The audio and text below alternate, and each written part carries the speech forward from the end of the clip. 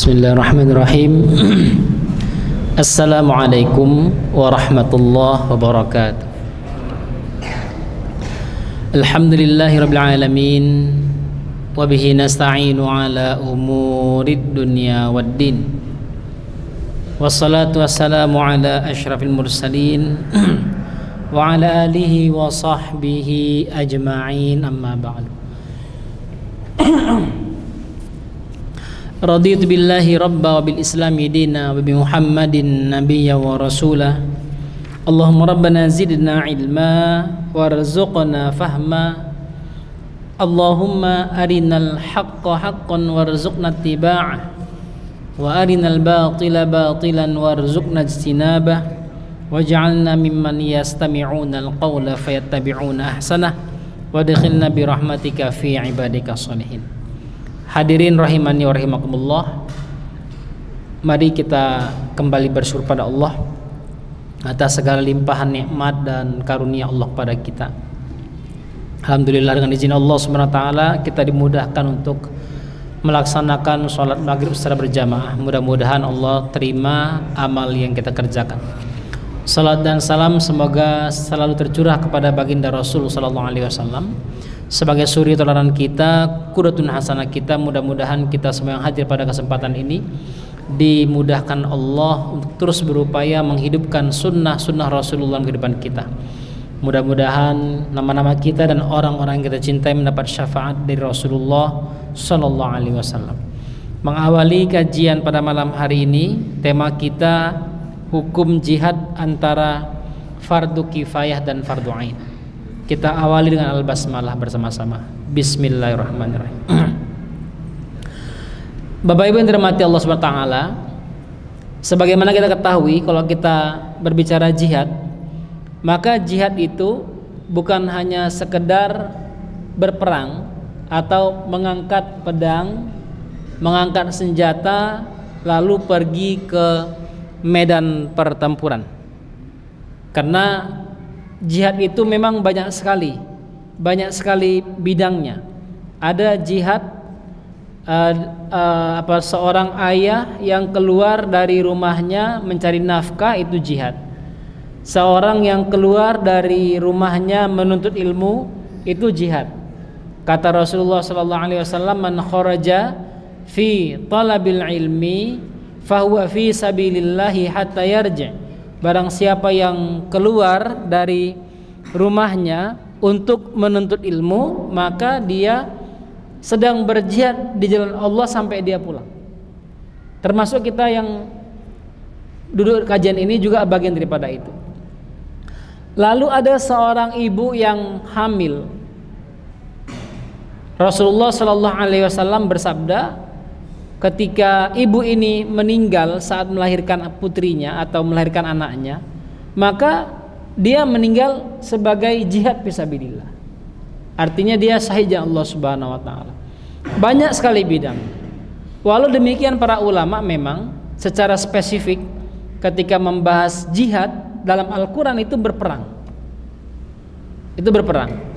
Nah, Bapak Ibu yang dirahmati Allah Subhanahu wa taala, kalau kita merujuk pada ayatnya, maka jihad-jihad yang ada di dalam Al-Quran itu menunjukkan adalah pembelaan, bukan sekedar menyerang, tapi juga di sana ada sifat membela. Ketika seorang direnggut hak dan kewajibannya, direnggut nyawanya, direnggut hartanya, direnggut kehormatannya, lalu dia mengadakan perlawanan, maka dia sedang berjihad di jalan Allah Subhanahu wa taala. Kalau dia meninggal karena membela hal-hal tersebut, sama dengan dia meninggal syahid di jalan Allah Subhanahu wa taala. Tetapi ada kala di mana jihad itu sudah cukup dilakukan oleh sebagian orang. Dan ada juga jihad di mana harus dilakukan oleh setiap individu. Makanya kalau kita melihat beberapa redaksi ayat, di antaranya firman Allah Subhanahu wa taala dalam surah At-Taubah yang memerintahkan kepada kita agar ada di antara satu kaum itu yang sebagiannya keluar berjihad, yang sebagiannya menetap di tempatnya, di kampungnya untuk menimba atau menuntut ilmu di sana.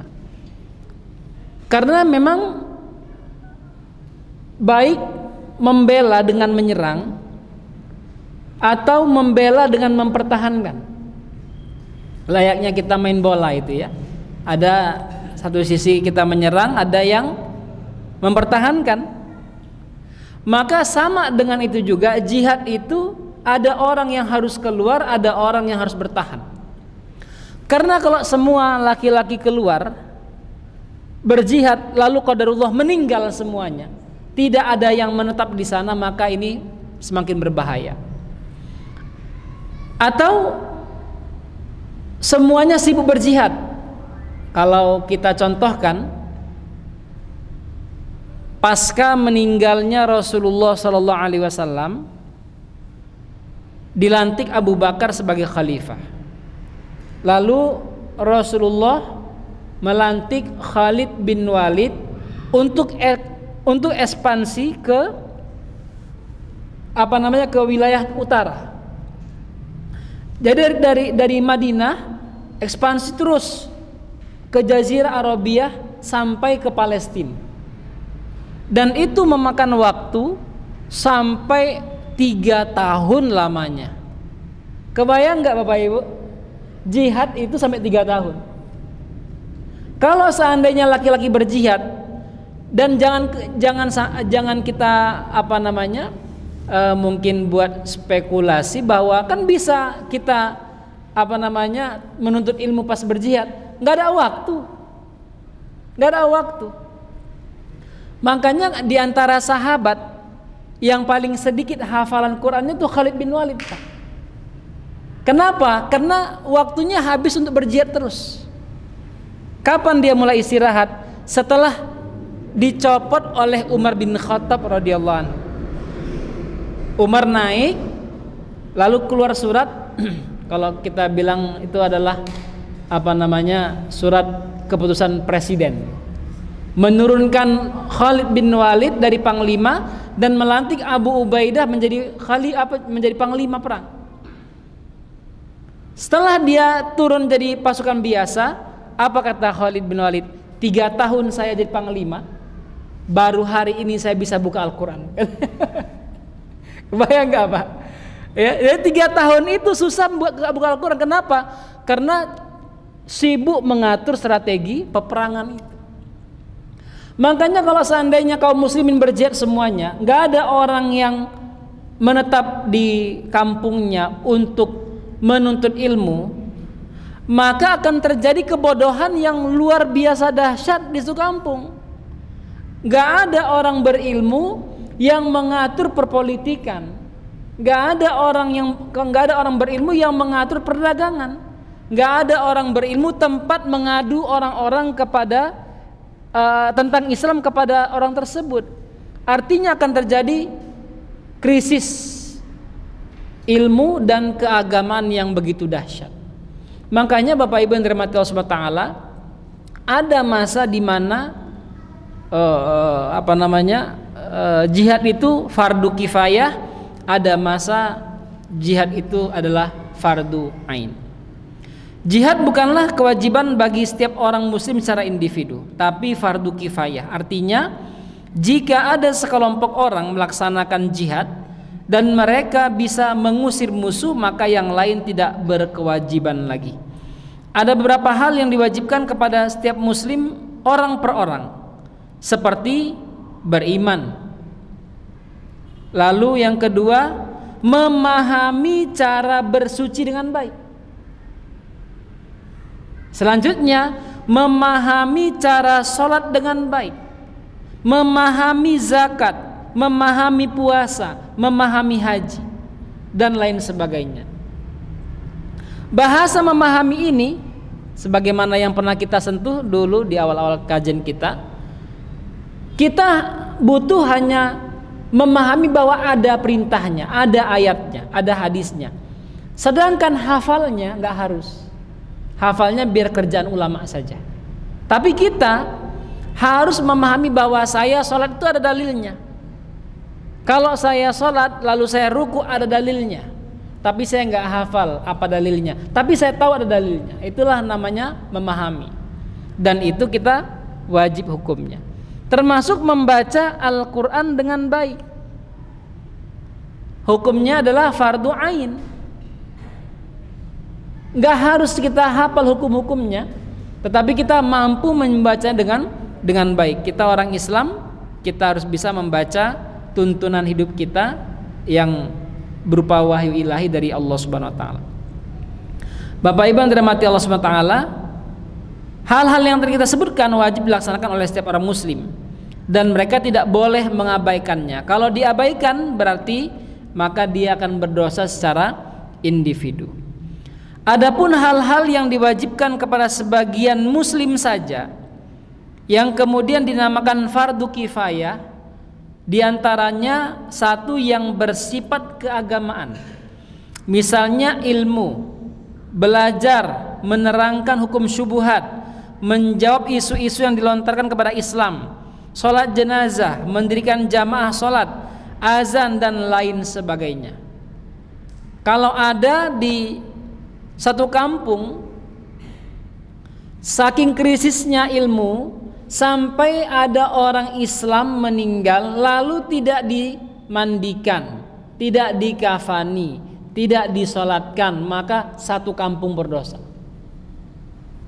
Maka wajib kita menghadirkan seseorang yang ahli di bidang itu, nggak harus banyak, satu orang saja atau dua orang saja, satu laki-laki satu perempuan. Dan dalam hal ini Bapak Ibu, di beberapa wilayah terkhusus di daerah pedalaman kita punya PR yang begitu dahsyat.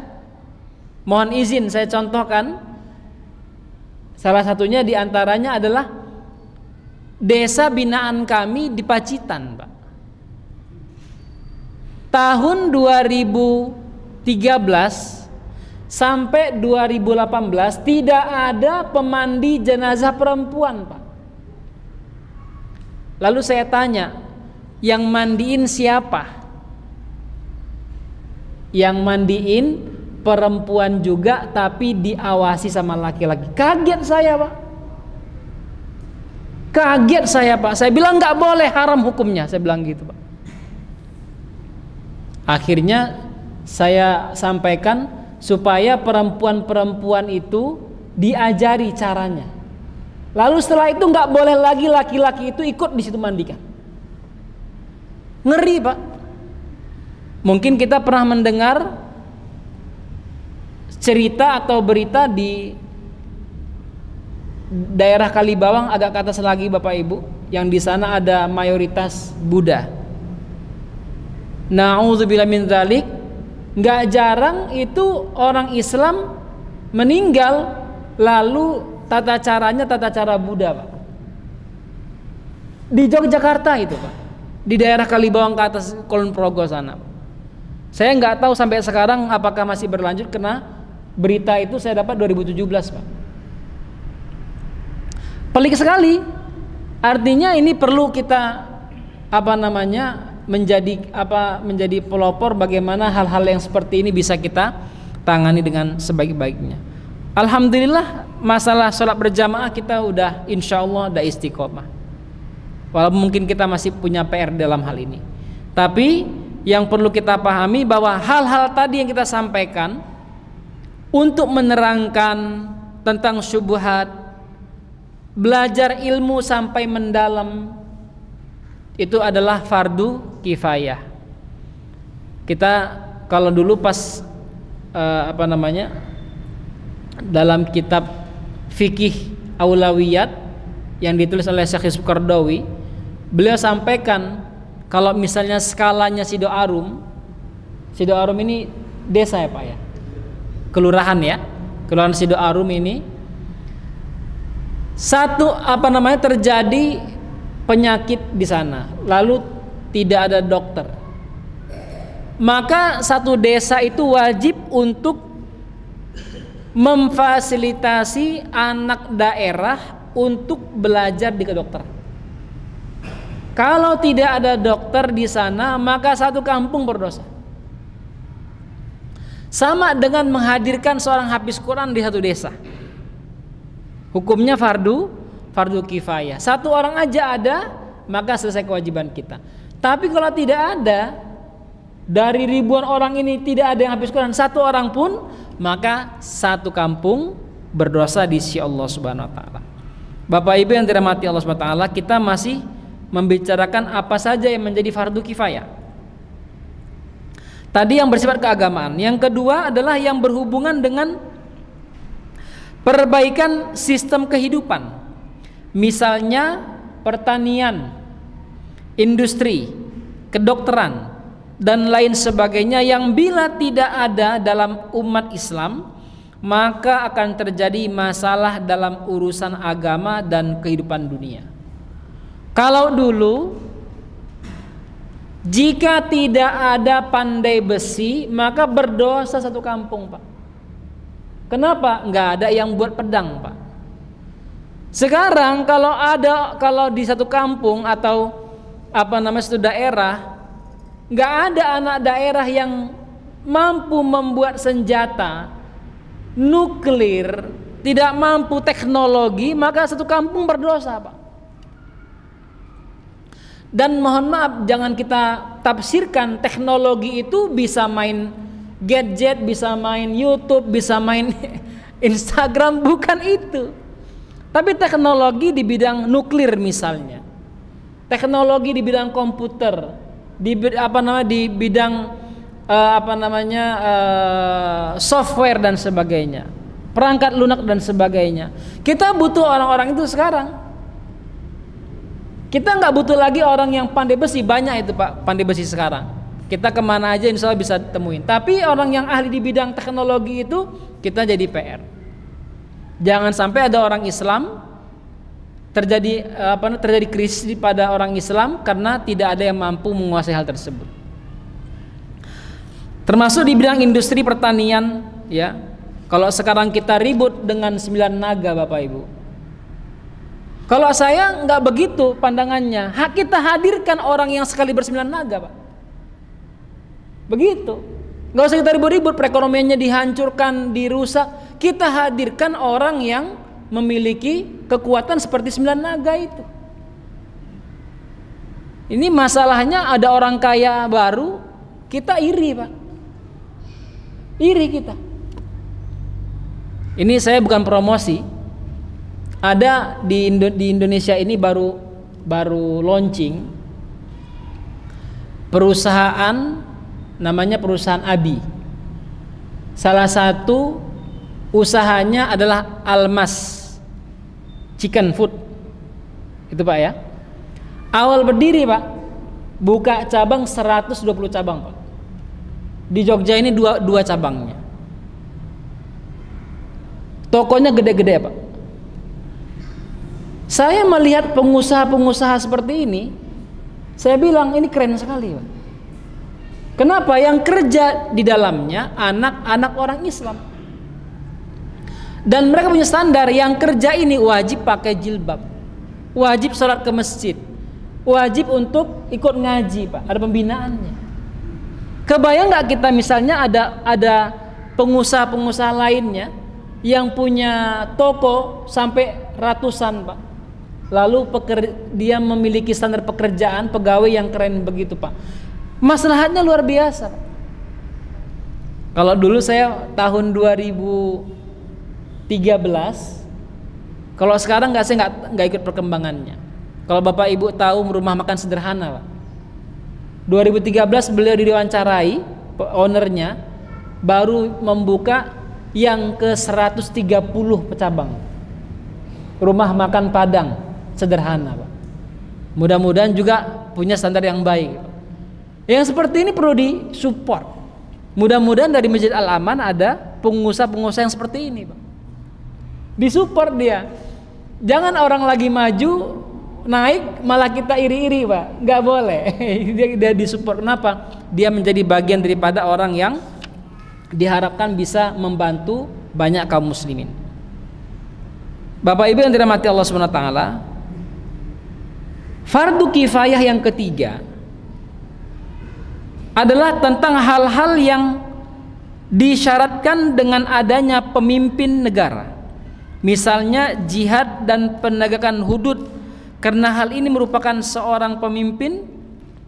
seorang pemimpin negara, sehingga tidak dibenarkan seorang yang bukan pemimpin negara melaksanakan hudud. Dan di antara PR kita yang paling beratnya yang di sini sekarang ini, Pak, tentang masalah hudud. Kita bersyukur pada Allah Subhanahu wa taala, kita nggak ada masalah dalam sholat, zakat, haji nggak ada masalah, Pak. Penerapan syariat Islam menurut pembukaan undang-undang dasar dan apa yang difatwakan oleh para ulama itu sudah sejalan dengan Al-Quran dan As-Sunnah, Pak. Walau sebagiannya perlu masih dipantau. Tetapi dalam penegakan hudud sama sekali nggak bisa. Sama sekali nggak bisa, Pak. Nah, artinya dalam hal ini, kalau kita tidak punya pemimpin yang memiliki kapasitas ilmu yang baik, pemahaman yang baik, maka kita nggak akan mungkin mengharapkan hadirnya hukum Islam ditegakkan di Indonesia. Begitu. Yang sekarang kan yang terjadi di Padang, yang terjadi di Aceh adalah kebijakan istimewa khusus untuk provinsi Aceh. Yang keempat, yang termasuk dalam fardu kifayah adalah hal-hal yang tidak disyaratkan dengan adanya pemimpin negara. Misalnya amar ma'ruf, nahi mungkar, mendakwahi orang kepada keutamaan dan memerangi keburukan. Kalau istilah yang kita kenal itu dalam dakwah adalah mengajak orang kepada yang ma'ruf dan mencegah orang dari kemungkaran dengan cara yang ma'ruf, Pak. Gitu ya. Mengajak kepada yang ma'ruf dan mencegah kemungkaran dengan cara yang ma'ruf. Jangan sampai ada orang yang dicegah kemungkarannya dengan cara yang tidak ma'ruf, lalu dia membuat gebrakan lain, kemungkaran yang sama dilakukan di tempat yang lain. Sehingga walau mencegah kemungkaran juga dengan cara yang ma'ruf. Kalau hal ini tidak ada dalam satu daerah, maka satu kampung berdosa. Allah berfirman dalam surah Al-Maidah, lu'inal ladzina kafaru min bani Israila ala lisani Dawud wa Isa bin Maryam dzalika bima 'asaw wa kanu ya'tadun kanu la yatanahawna 'an munkarin fa'alu labisa ma kanu yaf'alun. Sudah dilaknat Allah Subhanahu wa taala Bani Israel dengan lisan Daud dan Isa bin Maryam.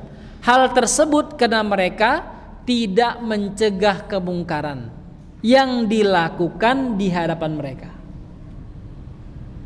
Kalau kita sekarang berbasis masjid, maka kita upayakan masjid menjadi center untuk amar ma'ruf dan nahi mungkar. Kewajiban-kewajiban ini yang tadi 4 kita sampaikan tidak diwajibkan kepada setiap muslim, tapi diwajibkan kepada sebagian muslim. Jika sebagian orang itu melaksanakannya, jumlah dan kemampuan mereka mencukupi, maka kewajiban itu gugur dari sebagian yang lain.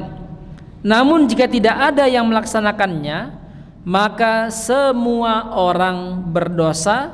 Allah berfirman, tidak sepatutnya bagi orang-orang yang mukmin itu pergi semuanya ke medan perang. Mengapa tidak ada dari tiap-tiap golongan di antara mereka beberapa orang untuk memperdalam pengetahuan mereka tentang agama dan untuk memberi peringatan kepada kaumnya apabila mereka telah kembali kepadanya, supaya mereka itu dapat menjaga dirinya. Surah At-Taubah ayat 122. Dalam ayat yang lain Allah berfirman yang artinya, hai orang-orang yang beriman, bersiap siagalah kamu dan majulah ke medan pertempuran berkelompok-kelompok atau majulah bersama-sama. Surah An-Nisa ayat 71. Dalam Sahih Bukhari disebutkan bahwa Ibnu Abbas radhiyallahu anhu berpendapat kalimat famfiru thubatin berarti dalam pasukan yang berpisah-pisah, sebagaimana yang Allah firmankan, tidaklah sama antara mukmin yang duduk, yang tidak turut berperang, yang tidak mempunyai uzur, dengan orang yang berjihad di jalan Allah dengan harta mereka dan jiwanya. Allah melebihkan orang-orang yang berjihad dengan harta dan jiwanya atas orang-orang yang duduk 1 derajat. Kepada masing-masing mereka Allah menjanjikan pahala yang baik, yaitu surga, dan Allah melebihkan orang-orang yang berjihad atas orang yang duduk dengan pahala yang besar. Surah An-Nisa ayat 95.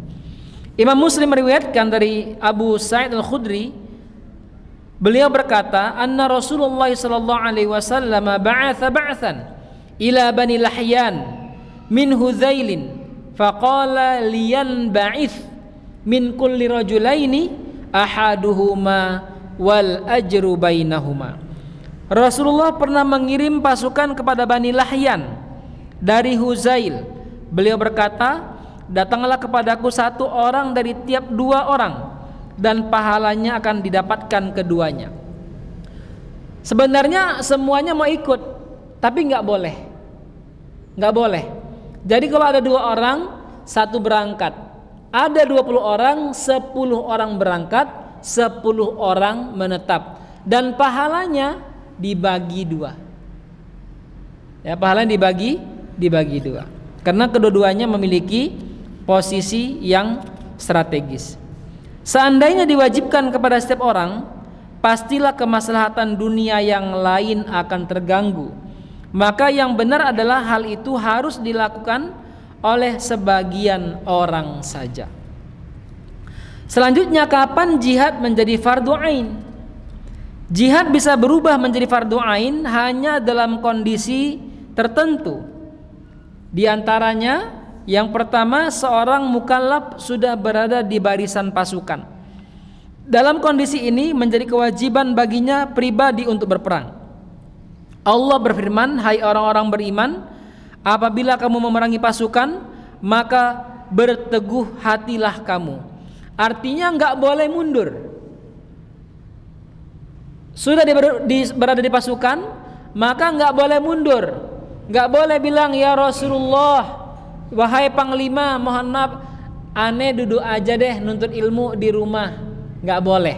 Kalau udah maju, maka pilihan cuma 2. Pilihan cuma 2, 1 dari 2, yaitu menang dan pulang, atau mati syahid. Nggak ada pilihan yang ketiga.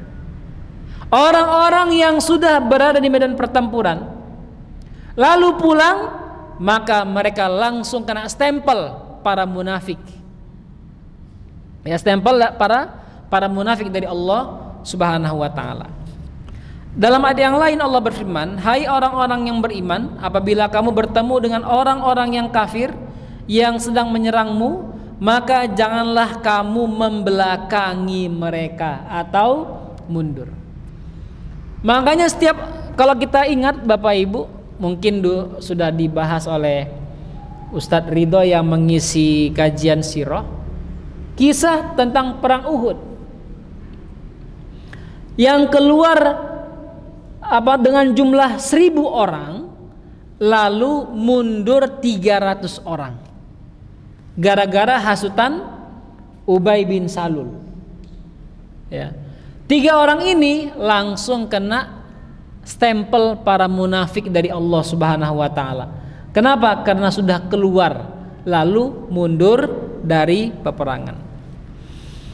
Yang kedua, bahwa fardu kifayah berubah menjadi fardu ain adalah jika pasukan musuh sudah masuk sebuah negeri atau kampung, maka diwajibkan kepada setiap penduduk kampung tersebut untuk menghadapi pasukan musuh tersebut.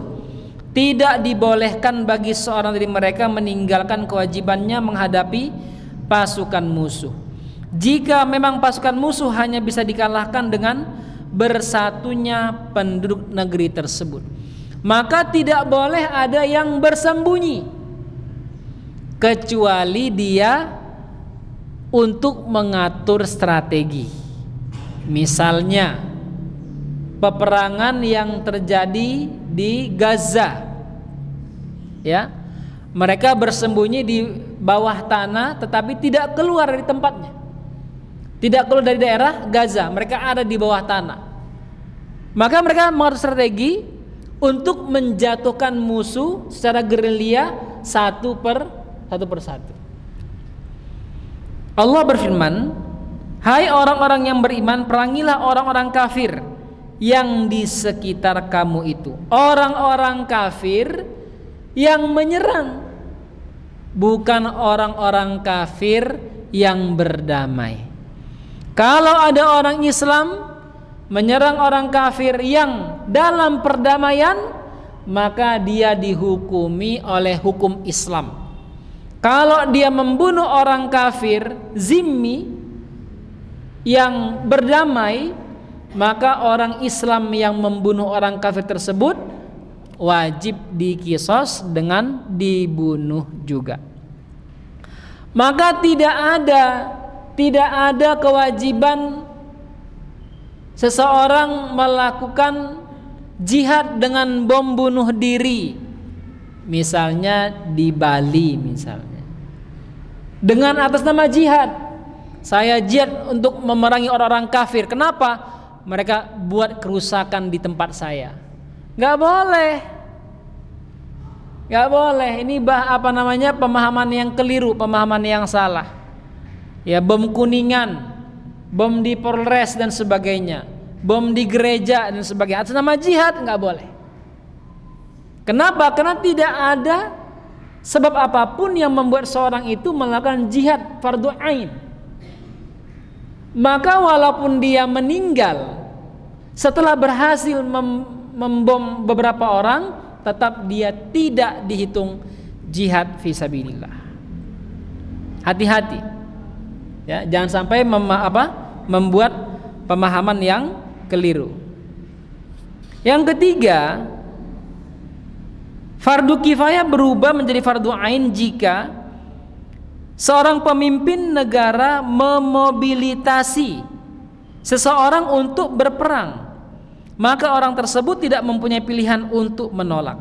Ibnu Abbas radhiyallahu anhu meriwayatkan bahwa Rasulullah sallallahu alaihi wasallam bersabda, la hijrata ba'dal fathi walakin jihadun wa niyatun wa idza stunfirtum fanfiru.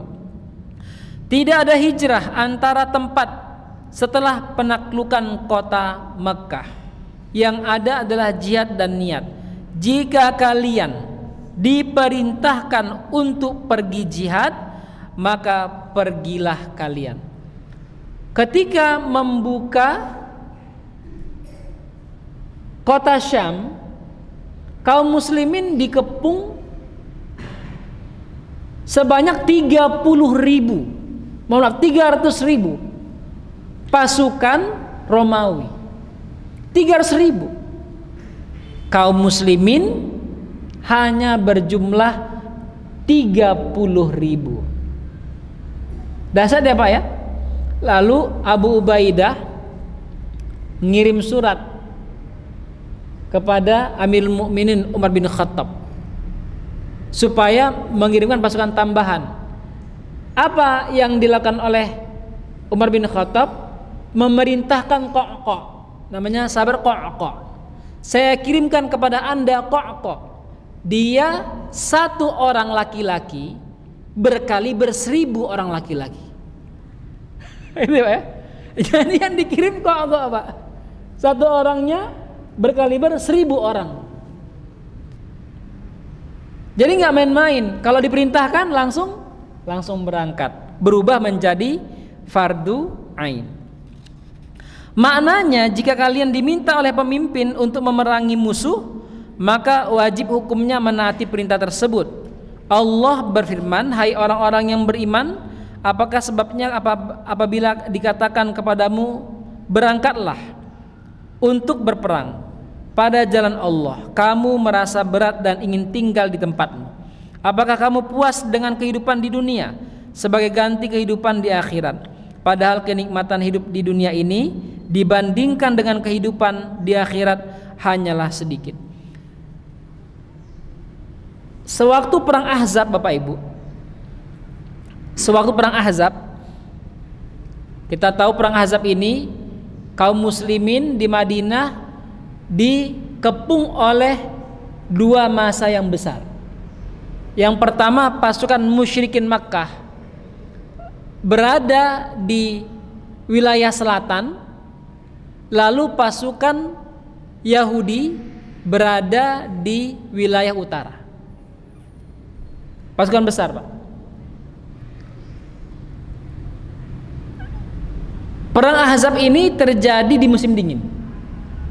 Suatu ketika Rasulullah SAW datang memerintahkan Abu Huzaifah. Karena sangat dinginnya, Abu Huzaifah waktu itu berselimutkan pasir, Pak. Jadi dia tanam dirinya supaya nggak kedinginan. Datang Rasulullah, Abu Huzaifah lagi ngapain? Berselimut ya Rasulullah dari dingin. Kata Rasulullah, saya perintahkan Anda untuk memata-matai musuh. Kebayang nggak, Pak? Malam dingin begitu dahsyat. Bapak Ibu yang pernah umroh atau haji pas musim dingin merasakan sampai 16 itu belum ada apa-apanya, Pak. Ya. Karena bisa sampai 0 derajat dinginnya itu. Dan diantara tantangan sholat subuh dan isya di musim dingin adalah ya dingin itu, Pak. Oke? Saya perintahkan Anda untuk memata-matai musuh. Perang Ahzab. Apa kata Abu Huzaifah? Kalau tidak karena Rasulullah merintahkan, saya akan berat untuk melaksanakannya. Kenapa dingin sekali? Rasulullah melihat raut wajah saya, kata Abu Huzaifah. Lalu Rasulullah angkat tangan, ya Allah, lindungi Abu Huzaifah dari atas, dari bawah, dari depan, belakang, kanan dan kiri. Setelah doa ini langsung hilang dinginnya, Pak. Kata Abu Huzaifah. Pergilah dia ke musuh. Pesan Rasulullah, kamu diperintahkan hanya untuk memata-matain, bukan untuk menyerang. Perintahnya spesifik. Jihadnya memata-matain. Pergi Abu Huzaifah. Kata Abu Huzaifah, kalau tidak kena perintah Rasulullah, sungguh saya bisa menebas kepalanya Abu Sufyan. Saking dekatnya. Tapi perintahnya apa? Hanya memata-matain, bukan membunuh. Dia pun berhasil memata-matain. Bapak Ibu yang dirahmati Allah Subhanahu wa taala, ini jihad fardu ain. Kalau sudah diperintahkan, maka kita sami'na wa ata'na kepada perintah tersebut. Bapak Ibu, sebelum saya lanjut, mungkin ada yang mau ditanyakan, dipersilahkan. Boleh dalam tema kita ataupun di luar tema, silakan. Assalamualaikum warahmatullahi wabarakatuh. Waalaikumsalam warahmatullahi wabarakatuh. Masalah sehat, Pak. Masalah? Fardu kifayah tadi, Pak. Iya. Untuk memandikan jenazah, itu kalau yang mandikan jenazah itu lain jenis tapi keluarganya, misalnya istrinya atau suaminya atau anaknya, itu boleh apa tidak? Iya. Terima kasih. Assalamualaikum warahmatullahi wabarakatuh. Waalaikumsalam warahmatullahi wabarakatuh. Iya, sebenarnya kalau yang memandikan keluarganya itu boleh, dengan catatan terkhusus kalau yang memandikan anak-anaknya yang laki-laki, maka tetap mereka harus menutupi aurat ibunya. Kalau yang memandikan suaminya bebas. Yang memandikan suaminya bebas. Tapi kalau yang memandikan adalah anak-anaknya laki-laki, kalau dia perempuan atau sebaliknya, yang mandikan ayahnya anaknya perempuan, maka tetap menjaga aurat yang dimandikan. Boleh, Pak? Boleh. Yang lain silakan. Ibu-ibu ada?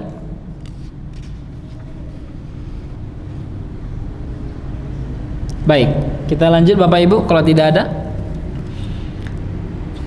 Selanjutnya tadi kita membicarakan sesuatu yang fardu kifayah lalu berubah menjadi fardu ain. Selanjutnya adalah kepada siapa jihad ini diwajibkan. Apakah hanya laki-laki saja? Apakah hanya kepada orang-orang yang dewasa saja atau kepada siapa? Jihad diwajibkan atas orang yang muslim, laki-laki, berakal, baligh, sehat, mempunyai harta yang mencukupinya dalam perjalanan jihad dan mencukupi kebutuhan keluarganya yang ditinggalkannya saat berjihad, sehingga jihad tidak diwajibkan untuk non-muslim, tidak diwajibkan untuk wanita, anak-anak kecil, orang gila, dan orang sakit. Mereka yang diperkenankan meninggalkan jihad karena kelemahan mereka menjadi penghalang dalam pertempuran, dan kekuatan mereka tidak begitu berarti dalam medan pertempuran. Bahkan mungkin saja keberadaan mereka hanya akan membawa bahaya. Dalam hal ini Allah Subhanahu wa taala berfirman, tidak ada dosa lantaran tidak pergi jihad atas orang yang lemah, atas orang-orang yang sakit, dan atas orang-orang yang tidak memperoleh apa yang akan mereka nafkahkan apabila mereka berlaku ikhlas kepada Allah dan Rasulnya. Surah At-Taubah ayat 91. Dalam ayat yang lain Allah berfirman, tidak ada dosa atas orang-orang yang buta dan orang-orang yang pincang dan atas orang-orang yang sakit apabila tidak ikut berperang. Abdullah bin Umar radhiyallahu anhu mengatakan, aku menawarkan diri kepada Rasulullah sallallahu alaihi wasallam untuk ikut pada perang Uhud. Saat itu aku berumur 14 tahun, namun beliau tidak memperkenankanku. Hadis riwayat Bukhari dan Muslim. Hal itu juga disebabkan perang adalah ibadah, sehingga mengikutinya disyaratkan harus baligh. Ya, ini Bapak Ibu berlaku untuk banyak amalan ini ya. Kalau syaratnya disebutkan muslim, baligh, berakal, maka di luar ini nggak wajib melaksanakannya. Misalnya kita bilang sholat ya, sholat itu wajib bagi orang yang muslim, baligh, berakal. Maka yang tidak baligh, yang masih belum bisa memayis, maka dia tidak wajib melaksanakan sholat. Kita dengarkan dulu azan Bapak Ibu.